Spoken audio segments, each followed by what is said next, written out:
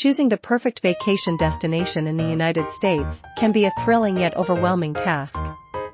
To make an informed decision, start by considering your interests and preferences. Are you a beach lover, a nature enthusiast, or a history buff? Firstly, evaluate the climate and weather conditions of potential destinations. If you prefer warm weather and sunny beaches, Florida or California might be ideal. If you enjoy outdoor activities and breathtaking landscapes, states like Colorado or Alaska could be perfect. Secondly, consider the desired activities and attractions. Are you interested in exploring national parks, visiting museums, or indulging in adventure sports? Based on your preferences, research destinations that offer these features abundantly. Thirdly, take budget into account. Some destinations may be more affordable than others, both in terms of accommodations and overall cost.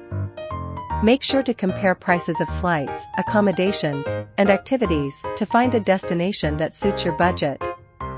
Lastly, consult travel websites and reviews to gather insights from fellow travelers.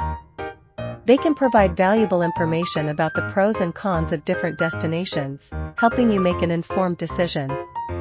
Remember, the perfect vacation destination is subjective and depends on individual preferences.